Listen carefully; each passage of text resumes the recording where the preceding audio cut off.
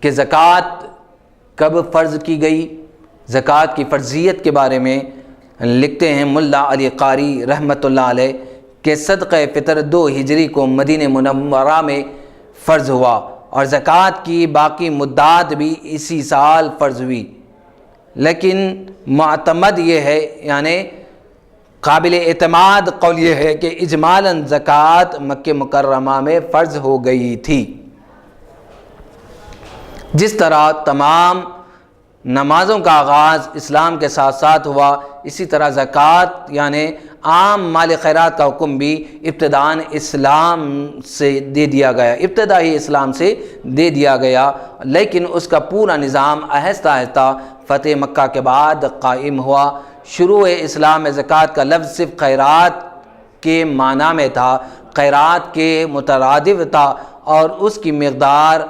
نصاب پر سال گزرنے کی قید اور باقی خصوصیات پر زکوٰۃ کی حقیقت میں داخل ہے۔ وہ بعد میں رفتہ رفتہ تدریجاً تکمیل کو پہنچی۔ رسول اللہ صلی اللہ علیہ وسلم کی دعوت حقوق اللہ اور حقوق العباد پر مشتمل ہے، آپ کی دعوت اللہ کے حقوق اور حقوق العباد کی ادائیگی پر مشتمل ہے۔ حقوق اللہ کی ادائیگی کا مظہر اعظم نماز ہے اور حقوق العباد کی جامع دلیل زکوٰۃ ہے۔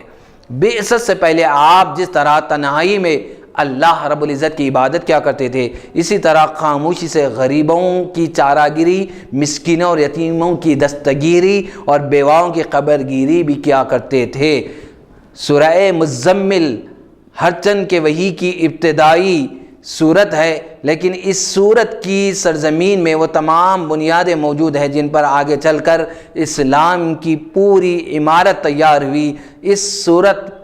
میں یہ تصریح ہے، یہ صراحت ہے، یہ وضاحت ہے، وَأَقِيمُوا الصَّلَاةَ وَآتُوا الزَّكَاةَ وَأَقْرِضُوا اللَّهَ قَرْضًا حَسَنًا، نماز قائم کرو، زکوٰۃ دو اور اللہ کے لیے قرض حسنہ دو۔ احکام زکوٰۃ کی اصل یہی آیت ہے جس سے بعد میں مسائل زکوٰۃ کے تمام مسائل ظاہر ہوئے۔ بعثت کے 5ویں سال جب حضرت جعفر رضی اللہ تعالیٰ عنہ دوسرے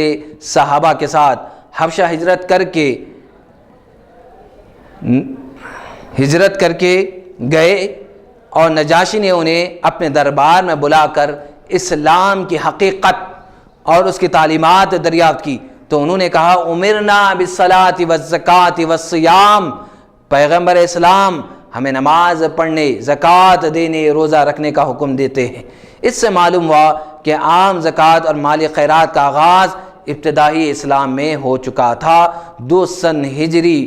میں جب ہرقل کے پاس نامہ مبارک پہنچا تو اس نے ابو سفیان سے رسول اللہ صلی اللہ علیہ وسلم کے پیغام اور آپ کی تعلیمات کے بارے میں دریافت کیا، ہرچند کہ ابو سفیان اس وقت تک ابھی اسلام نہیں لائے تھے اور اسلام میں داخل نہیں ہوئے تھے، اس کے باوجود انہیں یہ کہنا پڑا یأمرنا بالصلاۃ والزکاۃ والصلۃ والعفاف،